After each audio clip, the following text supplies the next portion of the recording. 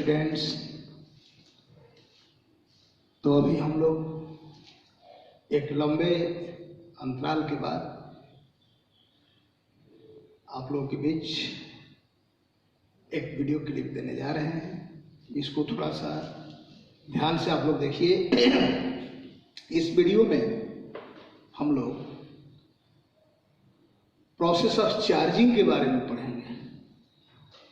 तो सबसे पहले हम आप लोगों के बीच एक बात शेयर करना चाहेंगे कि पिछले वीडियो में जो हम लोग पढ़े हुए थे कि किसी बॉडी पर जब चार्ज को डेवलप किया जाता है तो मूल रूप से उस पिंड के अंदर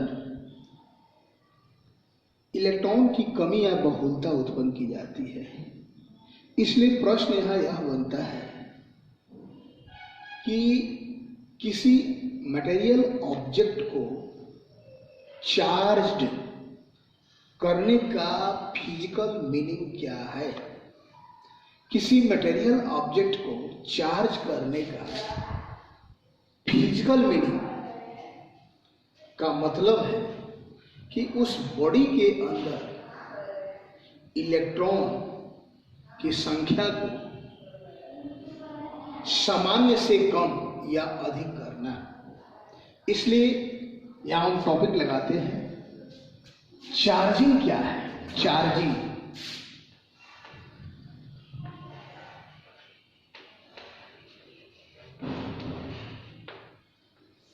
इसको हिंदी में आवेशन कहते हैं। आवेशन तो किसी निकाय में इलेक्ट्रॉन की संख्या में बहुलता या कमी स्थापित करना ही चार्जिंग है। अर्थात किसी मटेरियल ऑब्जेक्ट में उस भौतिक गुण को उत्पन्न करना जिसके वजह से वह मटेरियल ऑब्जेक्ट विद्युतीय एवं चुंबकीय प्रभाव प्रदर्शित करता है, चार्जिंग कहलाता है। दैट मीन्स चार्जिंग क्या है? प्रोसेस ऑफ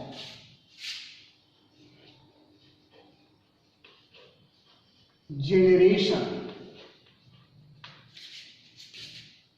या प्रोडक्शन ऑफ एक्सेस और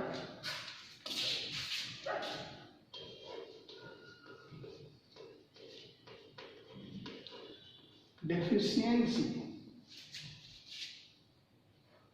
of electron in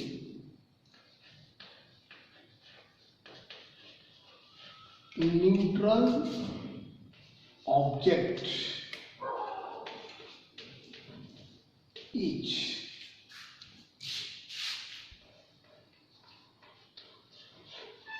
called charging. Mark किया जाए चार्जिंग प्रोसेस ऑफ जेनरेशन और प्रोडक्शन ऑफ एक्सेस और deficiency of electron in neutral object is called charging. That means किसी उदासीन पिंड में इलेक्ट्रॉन की कमी या बहुलता स्थापित करने की प्रक्रिया को आवेशन कहते हैं। पुनः एक बार, किसी उदासीन पिंड में इलेक्ट्रॉन की संख्या में कमी या बहुलता स्थापित करने की प्रक्रिया को आवेशन कहते हैं। आवेशन मूल रूप से निम्न प्रकार से किया जाता है, ध्यान दिया जाए। Process of charging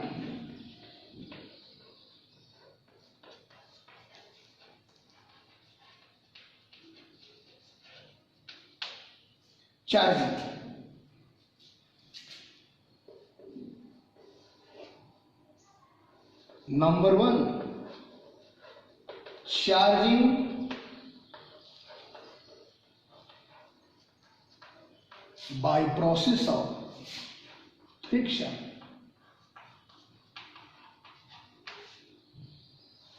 charging by process of friction. Second है चार्जिंग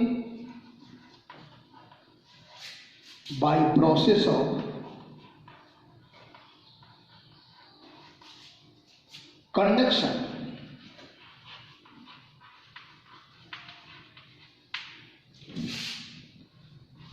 सी,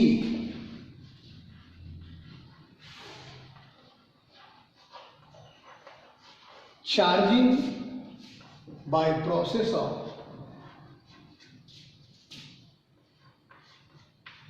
इंडक्शन। ये चार्जिंग के 3 मेथड है। ऐसे आज के डेट में एक और मेथड चल रहा है, चार्जिंग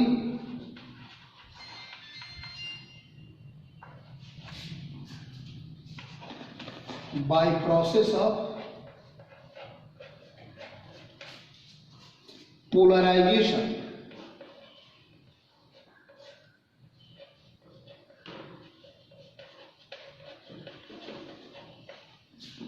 मान कीजिए चार्जिंग की ये process by process of friction, घर्षण की विधि से आवेशन, घर्षण की विधि से आवेशन, घर्षण की विधि से आवेशन, चालन की विधि से आवेशन। थर्ड है charging by process of induction, प्रेरण की विधि से आवेशन, और charging by process of polarisation, ध्रुवीकरण की विधि से आवेशन।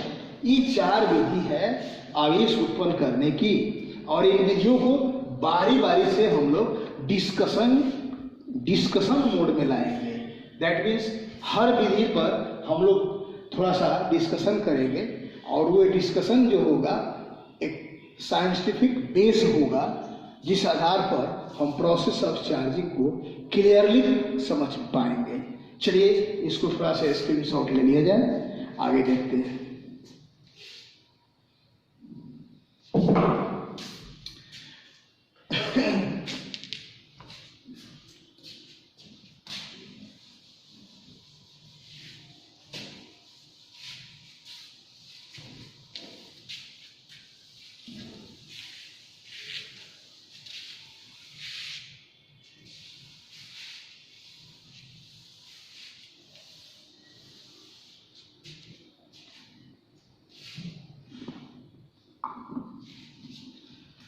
थोड़ी सी इसमें हम लोग को समझना है, चार्जिंग के ये अलग अलग जो प्रोसेस हैं, इन प्रोसेस का डिटेल्स, चार्जिंग के इस प्रोसेस का डिटेल्स। तो अब यहां देखिए,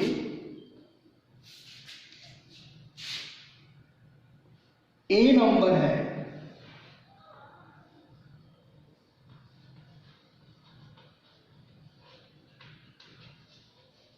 चार्जिंग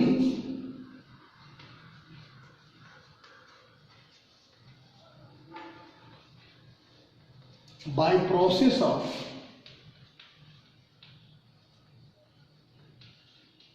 फ्रिक्शन। यह विधि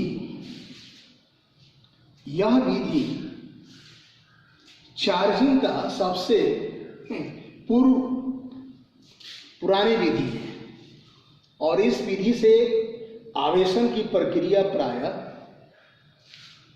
इंसुलेटिंग मटेरियल्स में किया जाता है। इंसुलेटिंग मटेरियल्स में किया जाता है मीन्स अचालक पदार्थों में।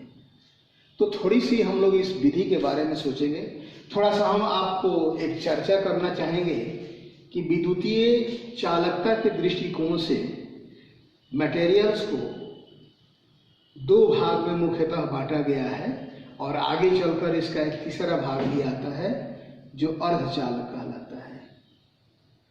तो इसमें मटेरियल का क्लासिफिकेशन किया गया, तो कुछ ऐसे मटेरियल पाए गए जिससे होकर विद्युत मीन्स आवेश कंडक्ट करते हैं। उस मटेरियल को आवेश का चालक कहा गया या उसको कंडक्टर कहा गया, और कुछ मटेरियल ऐसे होते हैं पदार्थ जिनसे आवेश कंडक्ट नहीं करता है, उसको अचालक कहा गया। और आगे ऐसी भी स्थिति आती है कि कुछ पदार्थ चालक और अचालक के मध्य होते हैं, उसे अर्धचालक कहा गया है। उस आगे हम लोग पढ़ेंगे उसके बारे में बहुत डिटेल से, जो हम लोग को सेमीकंडक्टर में पढ़ना है। अब बात यहाँ आती है कि एक तरह से ऐसे मटेरियल जो चालक है, क्यों है चालक? इसलिए चालक है, उसके केमिकल कैरेक्टर का जब एनालिसिस किया गया तो उसमें पाया गया कि उसके एटम्स जब बॉन्डिंग बनाकर मॉलिक्यूल क्रिएट करते हैं तो उस बॉन्डिंग में कुछ इलेक्ट्रॉन पार्टिसिपेट नहीं करते हैं, भाग नहीं लेते हैं, जिसके वजह से बॉन्डिंग फ्री होते हैं। और ऐसे किसी पदार्थ में बॉन्डिंग फ्री इलेक्ट्रॉन्स की संख्या जब बहुत अधिक होती है तो वे इलेक्ट्रॉन उस पूरे मटेरियल के अंदर फ्री इलेक्ट्रॉन के रूप में होते हैं, और गैस के अणुओं की भांति उसमें रैंडम मोशन से इधर उधर गति करते रहते हैं उस पूरे मटेरियल के अंदर। इसलिए वे इलेक्ट्रॉन जो होते हैं प्रायः इलेक्ट्रॉन गैस की तरह अपने नेचर को अटेंड करते हैं, और उस पदार्थ में इलेक्ट्रिसिटी को एक भाग से दूसरे भाग में कंडक्ट कराने के लिए रेस्पॉन्सिबल होते हैं। इसलिए हम लोग को दिमाग में एक बात रखनी है कि कोई भी पदार्थ अगर चालक है तो उसके पास फ्री इलेक्ट्रॉन है, चार्ज कैरियर। अक्सर हाँ, जैसे मेटॉलिक कंडक्टर्स में चार्ज कैरियर के रूप में फ्री इलेक्ट्रॉन होते हैं, और अलग अलग पदार्थों में अलग अलग चार्ज कैरियर के रूप में कुछ होते हैं। जैसे मान लीजिए कि सपोज दैट किसी इलेक्ट्रोलाइट में आयंस होते हैं, वे सब बातें हम लोग को बहुत आगे केमिस्ट्री में पढ़नी होंगी, लेकिन अभी दिमाग में रखकर चलो कि जो मेटेलिक कंडक्टर्स होते हैं, मैंने धात्वी चालक, उसमें फ्री इलेक्ट्रॉन जो होते हैं चार्ज कैरियर होते हैं। लेकिन वहीं इंसुलेटिंग मटेरियल्स में चार्ज कैरियर नहीं होते हैं, अर्थात इलेक्ट्रॉन जो होते हैं नाभिक के द्वारा एक प्रबल बल से बंधे हुए होते हैं। इसलिए उस पदार्थ में इलेक्ट्रिसिटी को कंडक्ट कराना आसान नहीं होता है। ये सब बातें हैं थोड़ा सा अंदर की, और आगे हम लोग पढ़ेंगे या पीछे केमिस्ट्री में आप पढ़े होंगे। अब चलिए यहाँ बात आती है कि कुछ ऐसे भी पदार्थ हैं जिसमें इलेक्ट्रिसिटी कंडक्ट नहीं होती है, बल्कि इलेक्ट्रिक इफेक्ट उसमें डेवलप होते हैं, जिसको डाइलेक्ट्रिक मटेरियल कहा गया। तो थोड़ा सा एक शॉर्ट नोट्स दिमाग में रख लो, एनबी में ऐसे दिमाग में रखो, हम आपके दिमाग में डालते हैं। इसके अलग थोड़ा सा एक दिमाग में रखते कि ए मटेरियल ऑब्जेक्ट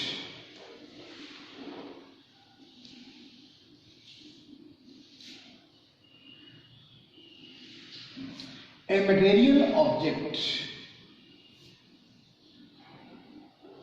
चाहे दैट लगाओ, that material object number 1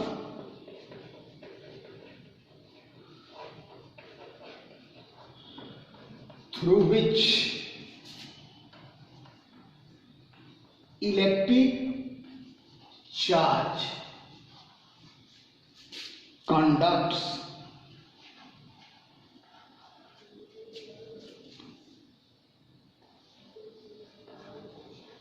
called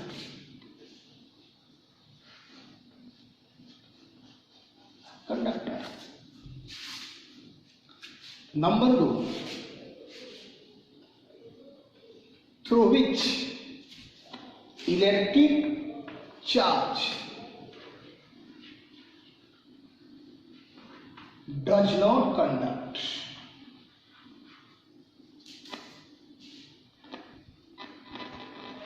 called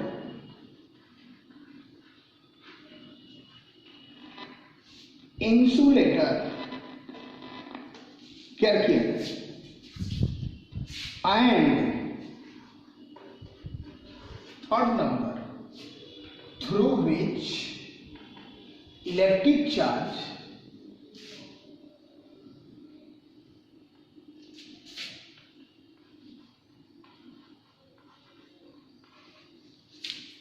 does not conduct but electric effect is generated called dielectric.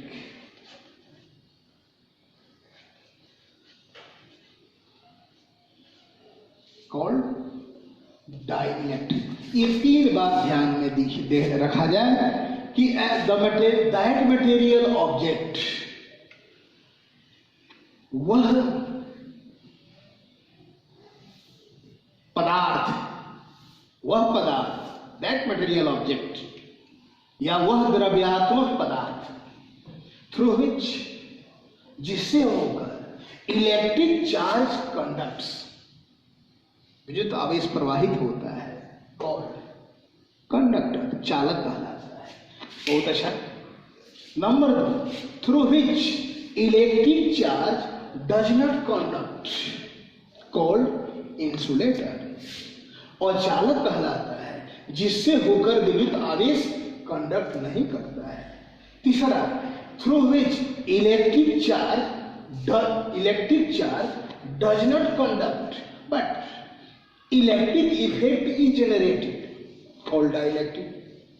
Electric effect को जनरेट किया जाता है बट इलेक्ट्रिक चार्ज उससे होकर प्रवाहित नहीं होता है, उसे डाइलेक्ट्रिक कहा गया। आगे इसके बारे में डिटेल्स हम पढ़ाएंगे डाइलेक्ट्रिक क्या है। अभी इसको थोड़ा शॉर्ट में दिमाग में रखो। दूसरी बात, ईच कंडक्टर हैज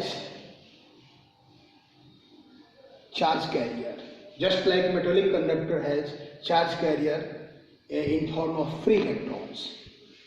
तो आगे हम लोग अभी विचार करते हैं प्रोसेस ऑफ चार्जिंग फ्रिक्शन पर। थोड़ा इसको शॉर्ट आउट ले सकते हैं, स्क्रीनशॉट। अब देखिए आगे इसको थोड़ा सा हम क्या करना चाहते हैं, बारी बारी से इस पर हम लोग गौर करेंगे और ध्यान देने की आवश्यकता है, घबराने की जरूरत नहीं है। Process of charging, that is charging by process of friction।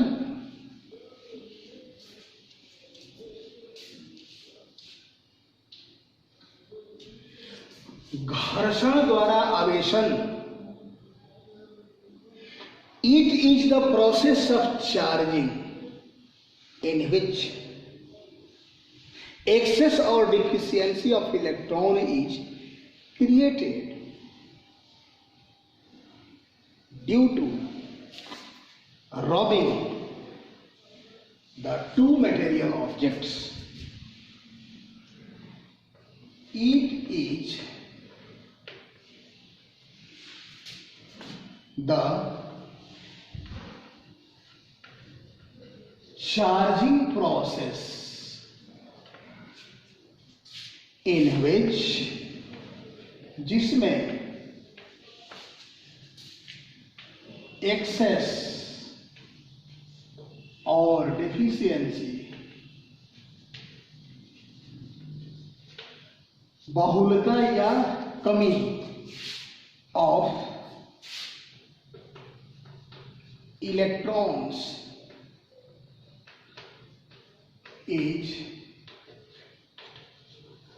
Created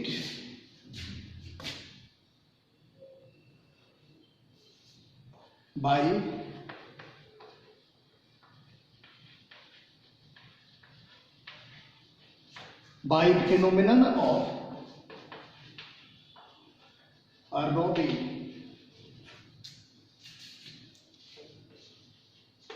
the by phenomenon of rubbing. It is the charging process in which excess or deficiency of electron is created by phenomenon of rubbing by phenomenon of rubbing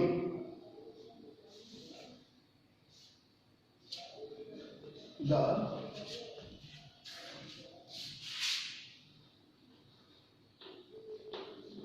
objects, mark किया जा रहा है।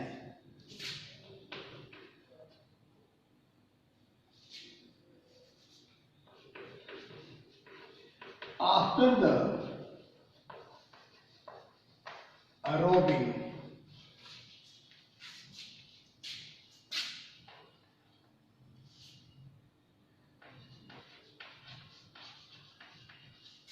surface electrons are accelerated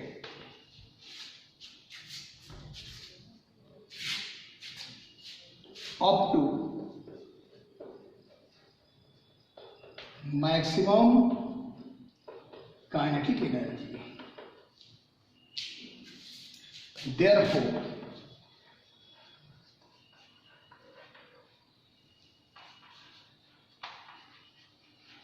the material of एक number lower electron affinity, the material of lower electron affinity loses the electron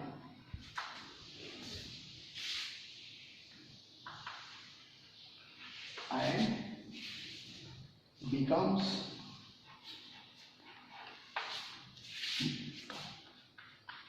positively charged.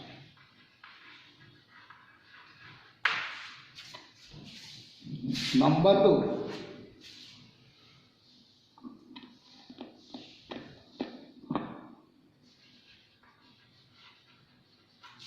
higher electron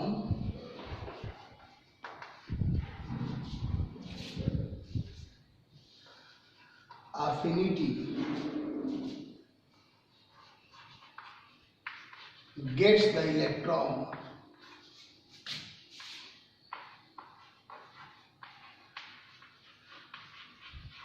and becomes negatively charged. अब देखा जाए, देखिए friction के प्रोसेस में क्या होता है कि जब ही दो पिंडों को हम रब करते हैं तो उन दोनों पिंडों में से एक पिंड जिनकी इलेक्ट्रॉन एफिनिटी देखिए लोअर होती है, वह पिंड अपने इलेक्ट्रॉन को लॉस करता है, जिसके वजह से उसमें excess deficiency of electron create होती है और वह पॉजिटिवली चार्ज हो जाता है। और दूसरे पिंड जिसके इलेक्ट्रॉन एफिनिटी बहुत हाई होती है, देखिए ये इलेक्ट्रॉन का सिंबल है, थोड़ा केयर कीजिएगा, इलेक्ट्रॉन न लेकर ऐसे लिखे हैं, higher electron affinity, electron affinity chemistry में आप पढ़े होंगे, हायर इलेक्ट्रॉन एफिनिटी, जिसकी इलेक्ट्रॉन एफिनिटी अधिक होती है वो इलेक्ट्रॉन गेन करता है और जिसकी इलेक्ट्रॉन एफिनिटी अधिक कम होती है वो इलेक्ट्रॉन को लॉस करता है। एक केमिकल प्रॉपर्टी से डिसाइड किया गया है, एटॉमिक स्ट्रक्चर और केमिकल बॉन्डिंग में आप लोग पढ़े होंगे। अब देखा जाए तो रबिंग करने के बाद क्या होता है कि जो मैकेनिकल वर्क हम करते हैं और उस वर्क की वजह से वह हीट जनरेट करता है और वह थर्मल एनर्जी उस सरफेस इलेक्ट्रॉन्स को मिलती है और सरफेस इलेक्ट्रॉन्स जब एनर्जी को गेन करते हैं तो मैक्सिमम काइनेटिक एनर्जी तक एक्सीलरेट होते हैं।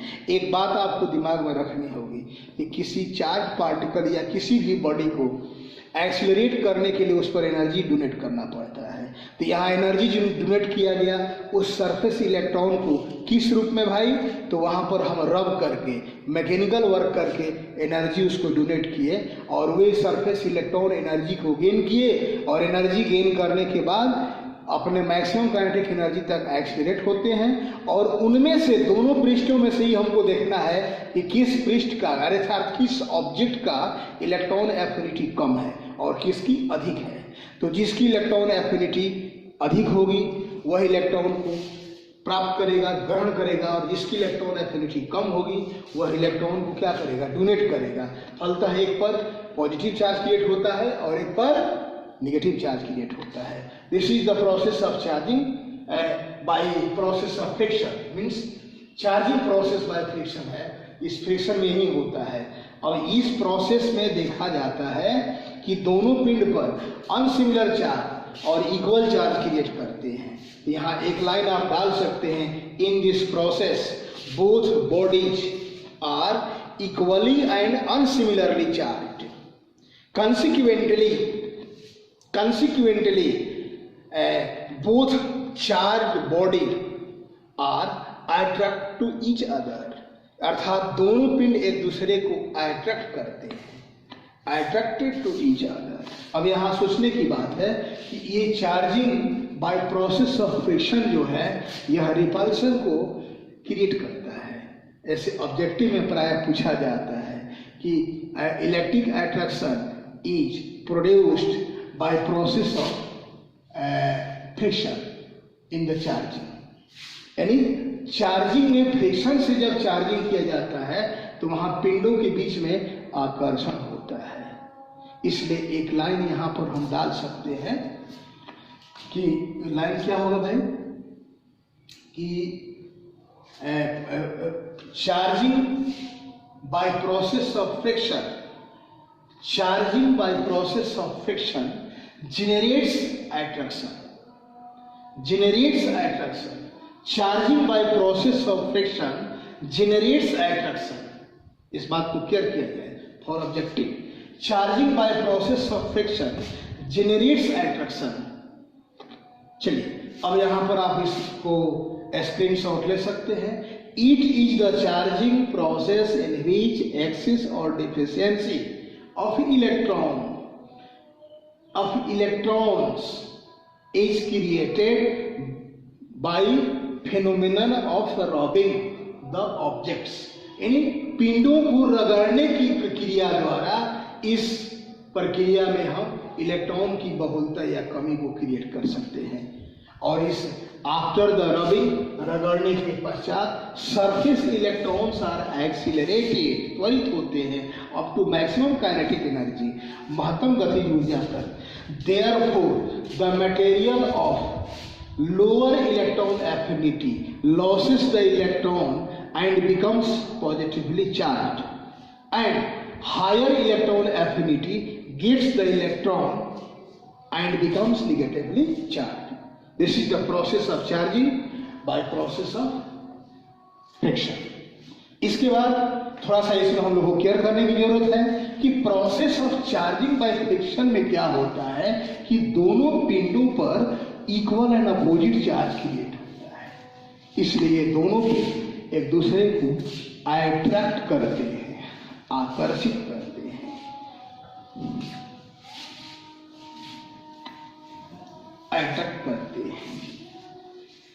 अट्रैक्ट करते हैं। देखो भाई, जब कहीं चार्जिंग से फ्रिक्शन से चार्जिंग होता है तो इस विधि से उत्पन्न चार्ज को फ्रिक्शनल इलेक्ट्रिसिटी कहते हैं।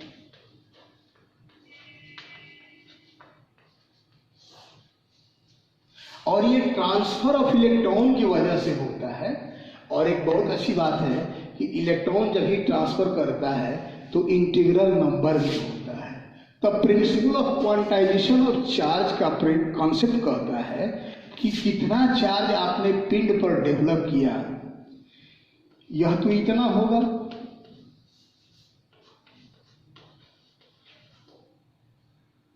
ऐसे इसलिए कोई पूछता है कि फॉर Q बराबर 1 coulomb charge N is equal to 1, कितने इलेक्ट्रॉन को ट्रांसफर किए जाए कि 1 कूलम चार्ज जनरेट कर जाए।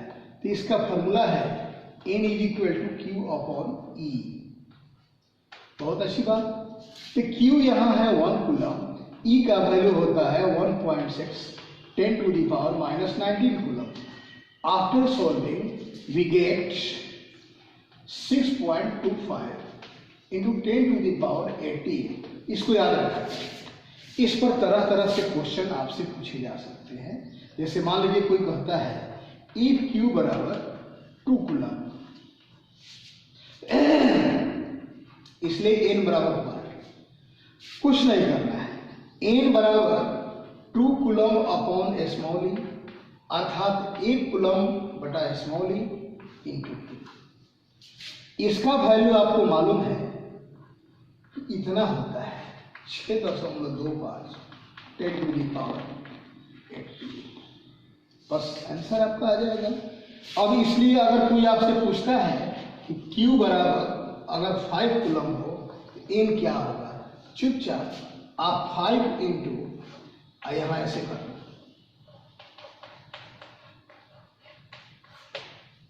अब कोई पूछता है Q बराबर, मान लीजिए क्वेश्चन कोई लगा रहा है Q बराबर, एक जगह क्वेश्चन दिया है 9.6 into 10 to the power 26 coulomb, इसलिए N बराबर हुआ। इसका सही जवाब क्या होगा, कुछ नहीं करना है। N बराबर कितना चार्ज है 9.6 इंटू 10 to the power 26 पूरे 6.25 10 to the power 18। After solving we get 10 to the power 45। आपका आंसर हो जाएगा। फिर अगर कोई क्वेश्चन करता है, ये सब क्वेश्चन दिया हुआ है कि इफ Q बराबर 3 into 10 to the power minus 7 coulomb, इसलिए कितने इलेक्ट्रॉन होंगे, बस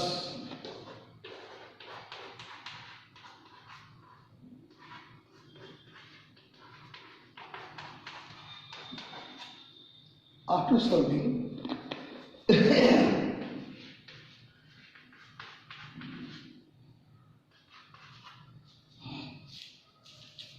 after solving we get 10 to the power 12। इसको हल करके देख लेना है। अभी नहीं कि गुणों मत करवाना शुरू कर दीजिए, आप लोग ये सब देख लीजिए, ऐसे क्वेश्चन आते रहते हैं बहुत बार। हाँ, एक बात और है कि जब फ्रिक्शन से चार्ज क्रिएट होता है तो उसमें दोनों पिंड इक्वल एंड अपोजिट चार्ज से आविष्ट हो जाते हैं, इसलिए दोनों एक दूसरे को अट्रैक्ट करते हैं। इसलिए एक लाइन हम यहां डाल देते हैं, चार्जिंग बाय फ्रिक्शन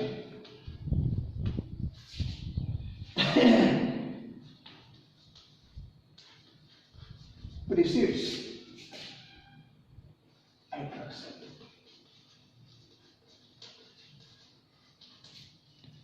इसको दिमाग में रखिए ऑब्जेक्टिव।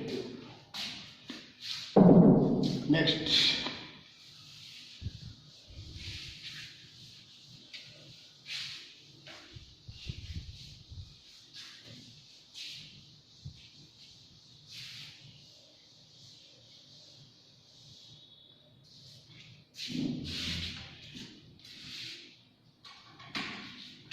देखो भाई एक क्वेश्चन दिया है, NCERT का क्वेश्चन है। अब देखिए क्वेश्चन नहीं लिखेंगे इस पर कि एक पॉलीथीन को ऊन से रगड़ा गया, ऊन से, तो उस पर इतना coulomb 10 to the power minus 7 coulomb positive charge create हुआ।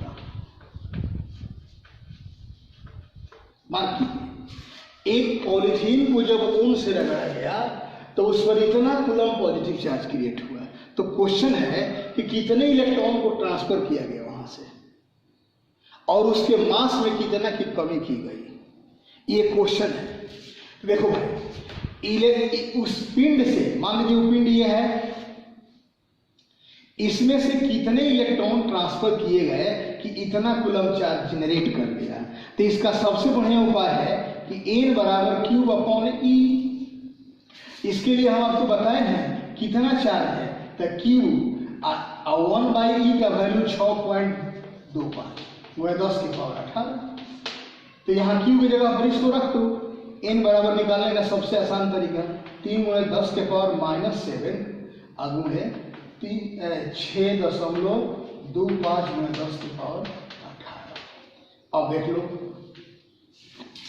इसका गुना यहाँ से करिएगा तो देखो 25 है 75 हो जाता है, 6 18। अब 0.2 अंक के बाद है तो यहाँ हो जाएगा गुणे 10 के पावर माइनस से 10 के पावर 11 हो जाएगा। और इसको एक अंक इधर लगेगा 10 के पावर 12 हो जाएगा, 10 के पावर 12। इतने ही इलेक्ट्रॉन ट्रांसफर हो।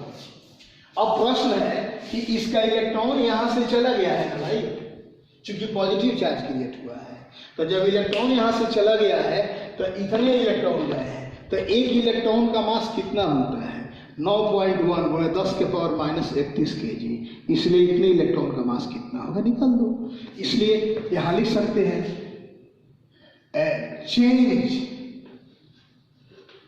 इन मास कितना होगा, तो हमने डेल्टा एम इसको माना है, n ट्रांसफर इलेक्ट्रॉन गुणे मास ऑफ इलेक्ट्रॉन।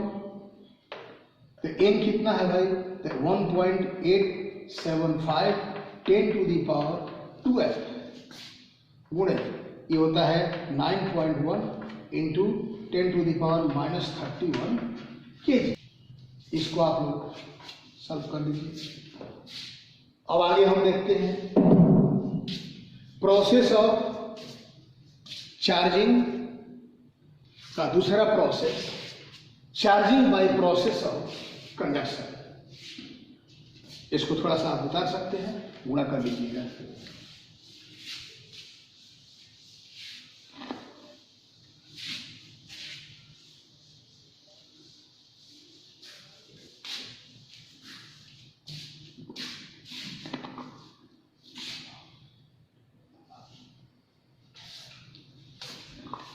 कोई प्रोसेस और बात है।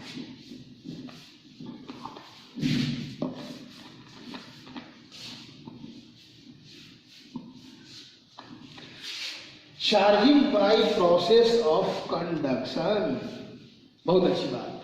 यह विधि चालक पदार्थों में अपनाई जाती है, चालक पदार्थों में जिसके पास फ्री इलेक्ट्रॉन होते हैं, charge carrier.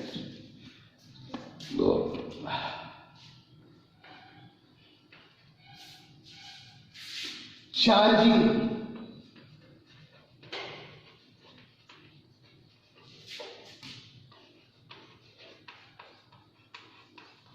by process of conduction।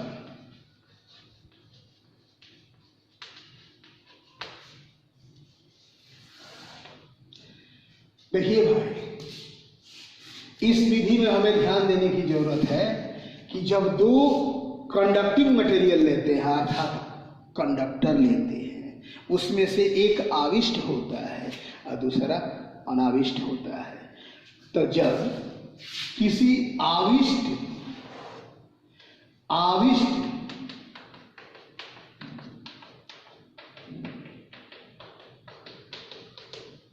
मान लीजिए हमने इसको क्यू कूलम्ब चार्ज दिया है, इस आविष्ट मटेरियल के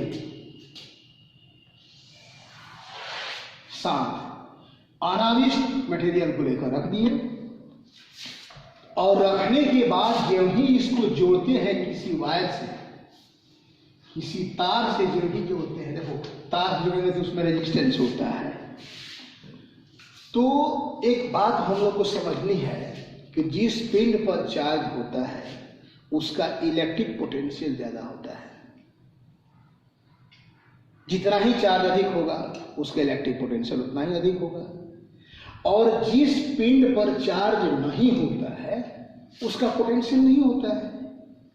अब एक चार्ज बॉडी के साथ एक ऑन चार्ज बॉडी को जब हमने किसी कंडक्टिंग वायर के माध्यम से कनेक्ट कर दिया, तो कनेक्ट करने के बाद इनमें जो विभव का जो अंतर है, जिसको विभवांतर कहते हैं, पोटेंशियल डिफरेंस, तो इसके पोटेंशियल डिफरेंस की वजह से ये चार्ज जो है हाई पोटेंशियल से लो पोटेंशियल की ओर प्रोसीड करते हैं, फ्लो करते हैं। इसी को हम लोग कहते हैं electric current.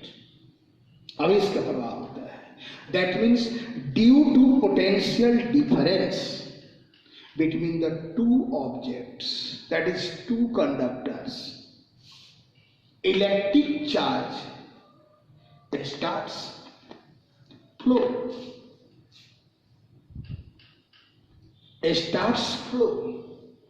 therefore charge of charged body decreases and uncharged body increases. Due to decrease and increase in the value of charge in two objects, their electric potential also decrease and increase. Ultimately, both have same potential. That means potential difference between them is reduced. In this situation, the flow of charge is stopped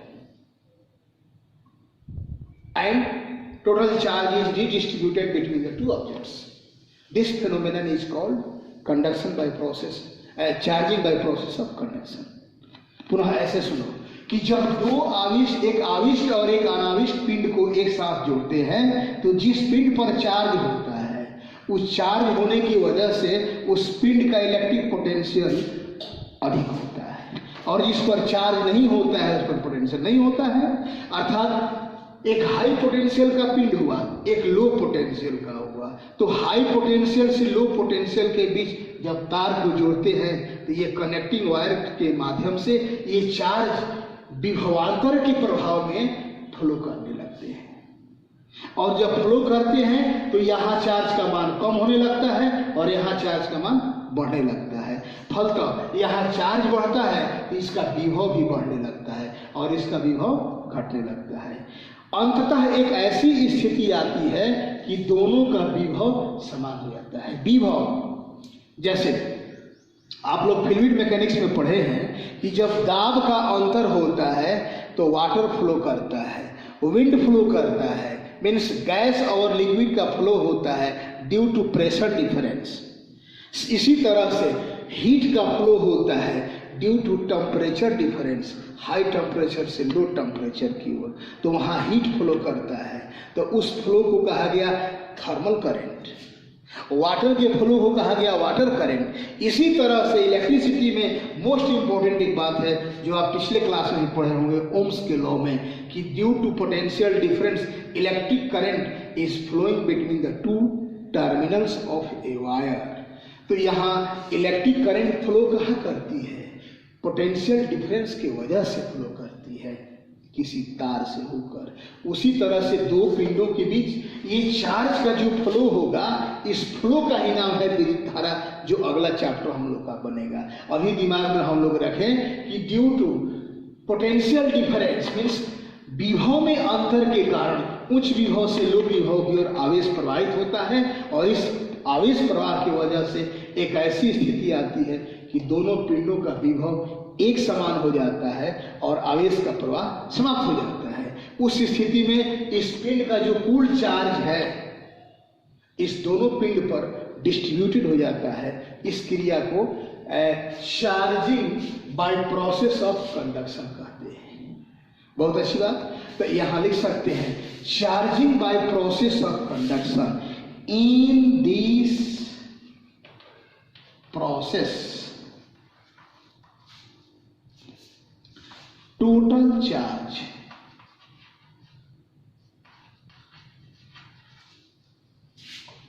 of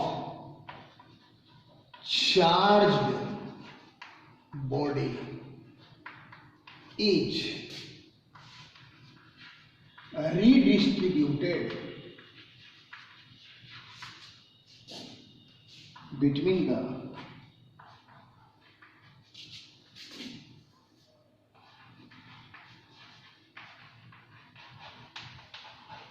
both bodies due to potential difference. Potential difference. Electric charge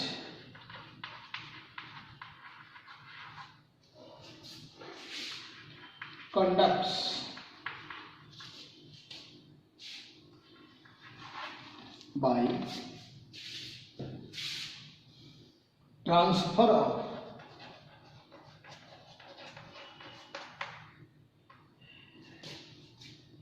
free electrons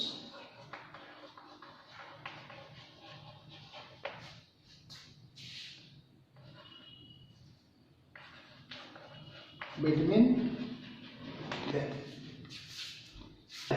कि अब सवाल यह है कि अगर यहाँ plus charge है तो इसका इलेक्ट्रॉन इसमें आएगा, मार्क किया जाए। तो जब इसका इलेक्ट्रॉन इसमें आएगा तो जितना इलेक्ट्रॉन इसमें आएगा उतने प्रोटॉन को क्या करेगा, न्यूट्रलाइज कर देगा, तो उतना चार्ज इसमें से कम हो गया। लेकिन जितना इलेक्ट्रॉन इधर आया उतना इलेक्ट्रॉन की भी इधर क्या हो गई, कमी हो गई। तो जब कमी हो गई तो उतना प्लस चार्ज जनरेट कर दिया। इस तरह से यहाँ चार्ज जनरेट करता है, बट सेम नेचर का करता है। इसलिए कंडक्शन किस चीज को प्रेसिड करता है, रिपल्सन को करता है। रिपल्सन, कंडक्शन की वजह से रिपल्सन जनरेट होता है, अर्थात रिपल्सन फोर्स लगता है दोनों पिंडों के बीच। तो इसलिए हम यहाँ थोड़ा सा देखेंगे कि दोनों पिंडों को चार्ज जब किया गया, एक पिंड के द्वारा दूसरे को चार्ज किया गया, तो चार्जिंग करने के पश्चात इसमें चार्ज कैसे क्रिएट कितना हुआ, थोड़ा उसका हम लोग मेजरमेंट करते हैं। तो यहाँ एक लाइन आप डाल सकते हैं, in this process similar charge is generated on the uncharged body. Therefore, the process of conduction proceeds repulsion. Therefore, process of conduction proceeds repulsion. इसको नोट किया जाए, कितना लिखे हम बोर्ड पर, process of conduction proceeds repulsion. Precedes repulsion. Precedes शब्द है। अब एक सवाल यहां आती है, कितना चार्ज यहां एकुमुलेट करता है, स्टोर कितना करता है। मान लीजिए एक पिंड है, एक ऑब्जेक्ट हम लिए हैं, एक कंडक्टिंग बॉडी है, इसके पास फ्री इलेक्ट्रॉन होते हैं। हाँ, एक बात और ध्यान देना है कि किसी भी कंडक्टिंग मटेरियल पर जब हम चार्ज देते हैं तो उसके फ्री इलेक्ट्रॉन्स के बीच इलेक्ट्रिक रिपल्सन होता है, जिसके फलस्वरूप वे फ्री इलेक्ट्रॉन एक दूसरे से दूरस्थ होना चाहते हैं। तो इस वजह से सारे के सारे फ्री इलेक्ट्रॉन मटेरियल के सरफेस पर रिसाइड कर जाते हैं। इसलिए कंडक्टिंग मटेरियल्स पर चार्ज उसके पृष्ठ पर होता है। ध्यान दिया जाए, कंडक्टिंग मटेरियल पर टोटल चार्ज अंदर नहीं होता है, उसके पृष्ठ पर होता है। इसलिए लिखा जाता है कि charge resides on the surface of conductor. Insulating material में नहीं, इंसुलेटिंग मटेरियल में जब चार्ज देंगे तो वहां कोई चार्ज कैरियर नहीं है, इसलिए जो चार्ज जहां दीजिएगा वहीं पर स्टैटिक होता है। बट कंडक्टिंग मटेरियल में हम चार्ज देते हैं, ये चार्ज जो होते हैं उसके पृष्ठ पर एक्सप्रेड कर जाते हैं। तो थोड़ा सा हम देखते हैं, यहाँ पर एक मटेरियल है और इसका रेडियस है मान लीजिए R1 और इस पर हमने चार्ज लिया है Q1 कूलम्ब। अब एक दूसरा अनचार्ज मटेरियल है जिसका रेडियस है R2 और इस पर चार्ज कुछ नहीं है, न्यूट्रल है। जब ही इसको हमने जोड़ दिया एक वायर के माध्यम से तो इस पर चार्ज हो गया। देखा गया शुरू में इसका Q2 0 था, लेकिन आफ्टर चार्जिंग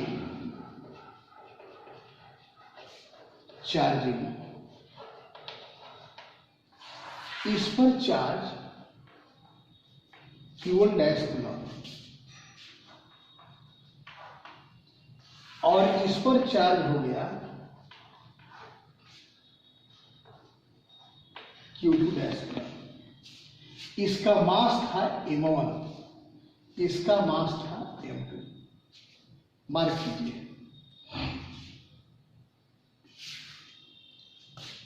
अब यहां सवाल आता है कि कुछ बातें यहां आपको ध्यान देनी है कि ये Q1 कितना हो जाएगा और ये Q2 कितना हो जाएगा। क्वेश्चन है, बहुत ध्यान देने की जरूरत है कि जब एक चार्ज बॉडी और एक अनचार्ज बॉडी को हमने जोड़ दिया, चाहे मान लीजिए कि Q2 0 लिया है, चाहे ये Q2 कूलम चार्ज यहाँ है, जैसे सोचो दोनों को जोड़ दिया, तो जोड़ने के बाद इनके बीच में पोटेंशियल डिफरेंस है। हो सकता है इसका पोटेंशियल हाई हो, इसका लो हो, ये भी हो सकता है इसका हाई हो, इसका लो हो। मान लीजिए Q2 चार्ज है, ये Q1 चार्ज है, तो due to potential difference charge इसमें से रीडिस्ट्रीब्यूटेड होगा। तो चार्ज जब रीडिस्ट्रीब्यूटेड होगा बाय प्रोसेस ऑफ कंडक्शन, तो ये चार्ज बदलकर Q1 डैश हो गया, ये चार्ज हो गया Q2 डैश।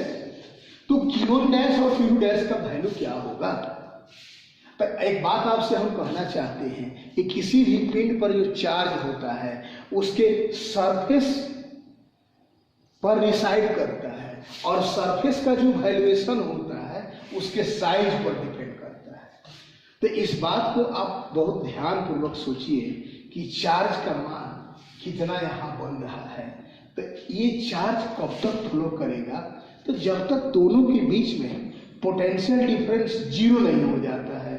तो अब ऐसे आप जानना चाहिए कि इसका पोटेंशियल और उसका पोटेंशियल, किसी भी पिंड का जो इलेक्ट्रिक पोटेंशियल होता है आगे पढ़िएगा Q बटा में R होता है। तब ये दोनों का पोटेंशियल एक ही बराबर हो जाएगा, अर्थात तभी ना दोनों के बीच के विभव में अंतर 0 हो जाएगा। ध्यान दीजिए, दोनों का पोटेंशियल जब एक बराबर हो जाएगा, मान लीजिए इसका है V1 और उसका है V2, तो ये V1 और V2 बराबर हो जाएगा, तो अर्थात वो अंतर 0 हो जाएगा। तो आपको मालूम होना चाहिए कि जब ये दोनों बराबर हो जाएगा, V1 बराबर V2, अर्थात V क्या होगा? कांस्टेंट हो जाएगा। तो जब V कांस्टेंट होगा तो V का फॉर्मूला होता है कि Q बटा में R। आपको मालूम होना चाहिए कि इसलिए Q बटा में R जो होता है V बटा में K अर्थात कांस्टेंट। इसलिए यहाँ फॉर्मूला एक बन गया Q1 बटा में Q2 बराबर R1 बाई R2।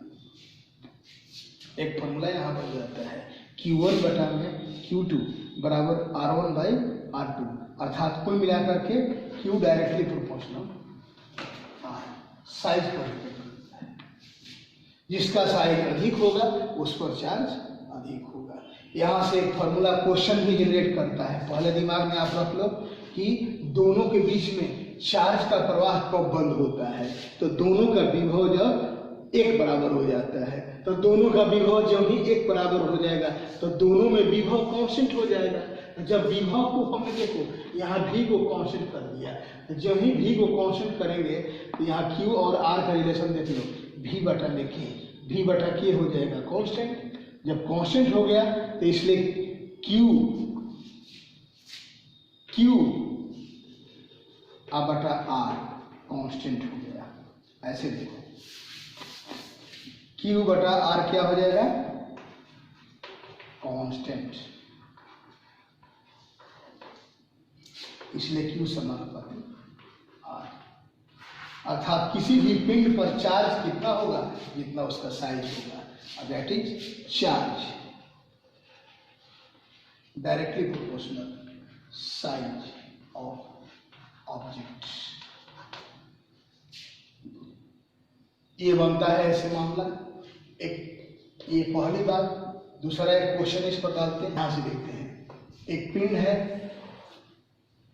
इसकी त्रिज्या जो है R1 है, चलो भाई, इस पर चार्ज जो है Q1 कूलम है, और एक पिंड है, इस पर चार्ज त्रिज्या इसका R2 है और चार्ज जो है Q2 कूलम है। दोनों को जब हमने जोड़ दिया तो ये जो पिंड है, त्रिज्या इसका मान लीजिए R1 आप लिखे है, इसकी त्रिज्या यहाँ पर R2 लिखे है, ये चार्ज हो जाएगा Q1 डैश, ये हो जाएगा Q2 डैश। चलो अब यहाँ ध्यान देने की जरूरत है कि ये Q1 डैश और Q2 डैश क्या है। क्वेश्चन है Q1 डैश बराबर व्हाट, Q2 डैश बराबर व्हाट निकालना है। इस पर न्यूमेरिकल्स भी आपको दिए जा सकते हैं, तो सीधा लिखो since Q directly proportional R, charge नियम कहता है किसी कंडक्टिंग मटेरियल पर चार्ज उसके साइज के डायरेक्टली प्रोपोर्शनल होगा। तब तो इसलिए यहां देख लो Q1 डैश बटा Q2 dash is equal to R1 divided by R2 mark किया जाए।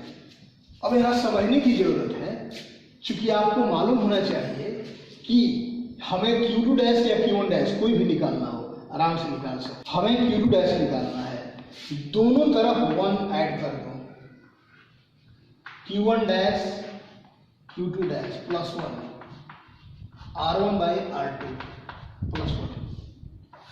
सवाल होता है क्यों, हमें मान लीजिए Q2 डैश निकालना है, तो इसको 1 जोड़ेंगे तो या कर ऊपर जुटेगा, टोटल चार्ज निकल जाएगा।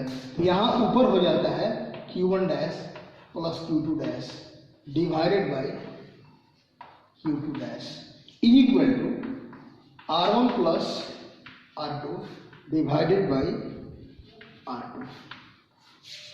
अब देखो इसको एक बार पलट दो, चाहे डायरेक्ट भी आप लिख सकते हैं, तो इसलिए पलट दीजिएगा तो Q2 dash divided by Q1 dash Q2 dash is equal to R2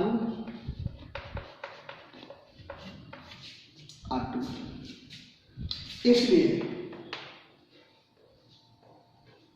Q2 dash is equal to R2 बटा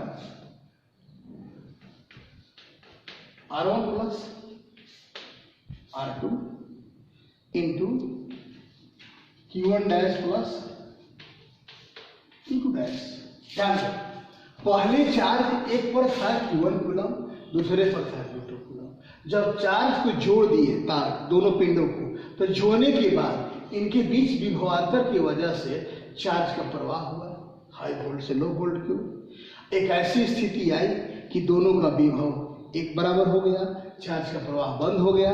जब चार्ज का प्रवाह बंद हो गया तो उस स्थिति में यहाँ पर चार्ज हो गया Q1 डैश, यहाँ पर चार्ज हो गया Q2 डैश। तो चार्ज तो बढ़ नहीं सकता है, क्योंकि चार्ज का गुण एक हम लोग पढ़े हैं, charge is neither created nor destroyed. Charge can neither created nor destroyed, मकसद चार्ज को न हम न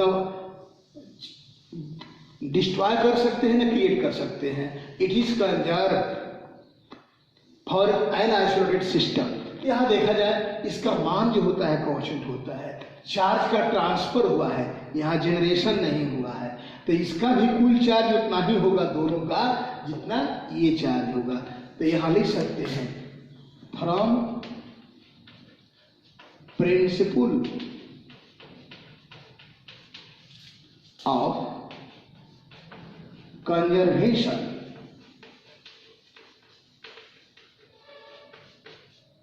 ऑफ चार्ज, आवेश संरक्षण के सिद्धांत से Q1 dash plus Q2 dash is equal to Q1 plus Q2 that is total charge.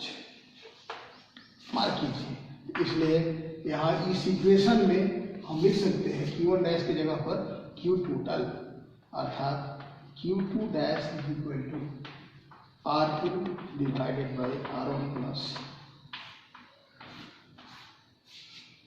Into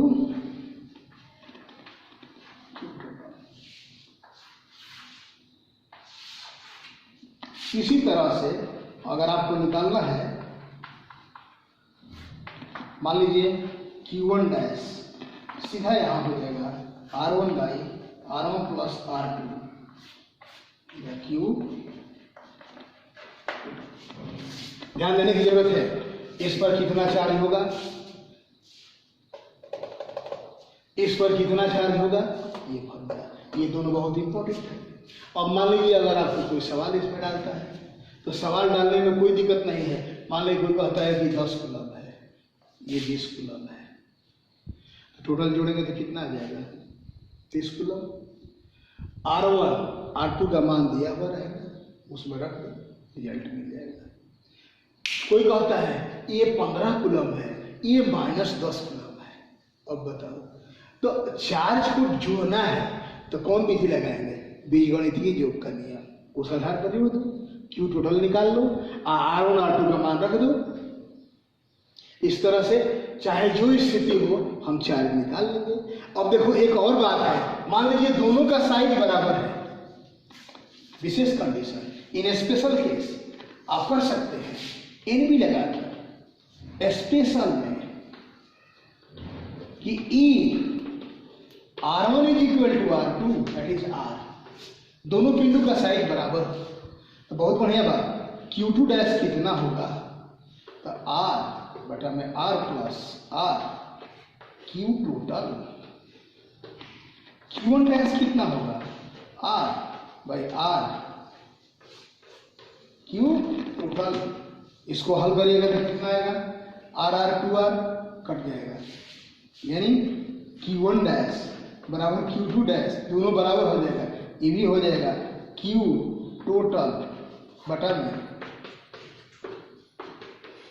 2, माना टोटल चार्ज का आधार है।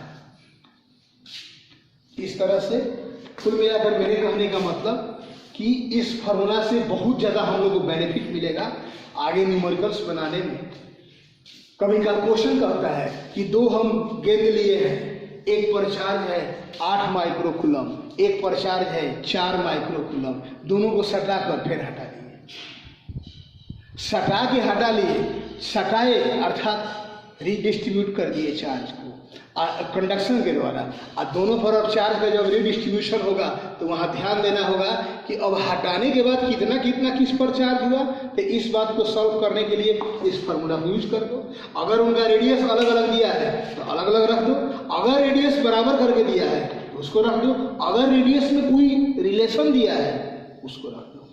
जैसा क्वेश्चन होगा ऐसा हम यहाँ कर सकते हैं। इस तरह से आप लोग को दिमाग में रखना है दो बातें कि ये कंडक्शन जो प्रोसेस है ये सिमिलर चार्ज जनरेट करता है, बट फ्रिक्शन जो प्रोसेस है अनसिमिलर चार्ज जनरेट करता है। इसलिए फ्रिक्शनल इलेक्ट्रिसिटी में अट्रैक्शन क्रिएट होता है और ये कंडक्शन द्वारा चार्जिंग में रिपल्शन क्रिएट होता है। और जब दो चार्ज कंडक्टिंग बॉडी को टच करने के बाद उसमें चार्जों का रिडिस्ट्रीब्यूशन होता है under effect of potential difference, तो ये चार्ज रिडिस्ट्रीब्यूटेड होते हैं और दोनों पर रिडिस्ट्रीब्यूटेड चार्ज का मान इतना होता है। हाँ, एक प्रश्न अभी ऐसे भी दे सकता है, हाँ एक चार्ज बॉडी है और एक अनचार्ज बॉडी है, तो उस दोनों पिंडों को जब मान लीजिए हम टच कराते हैं, वे दोनों कंडक्टिंग मटेरियल है, तो टच कराने के बाद टोटल चार्ज जो ही हम कैलकुलेट करेंगे Q टोटल, तो Q1 के जगह पर चार्ज बॉडी पर जो चार्ज है उसका वैल्यू रख देंगे, अनचार्ज बॉडी है उस पर 0 रख देंगे, उसको जोड़ देंगे और जोड़ने के बाद Q टोटल निकाल लेंगे और निकालने के बाद यहाँ रख देंगे। कुल मिलाकर ध्यान देना है। हाँ, एक बात और ध्यान दीजिएगा कि कहीं पॉजिटिव चार्ज दिया है कहीं निगेटिव चार्ज दिया है तो उसको प्लस माइनस बीजगणित के आधार पर जोड़ेंगे।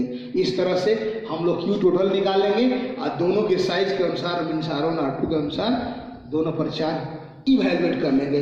इस तरह से हम लोग का ये चार्जिंग के दो प्रोसेस अभी समाप्त हुए। अब दो प्रोसेस और रह गए हैं, इंडक्शन और पोलराइजेशन, जिसमें इंडक्शन बहुत इंपॉर्टेंट है, पोलराइजेशन पर हल्का हम लोग चर्चा करेंगे। ये हम पढ़ेंगे आगे। कंडेंसर जब पढ़ाएंगे उसमें कैपेसिटी एक चैप्टर आता है, उसमें आता है पोलराइजेशन की बात। इस तरह से आप लोग नेक्स्ट वीडियो के लिए वेट में रहिए और अभी हम लोग इतना ही करके कार्य को स्थगित करते हैं। धन्यवाद।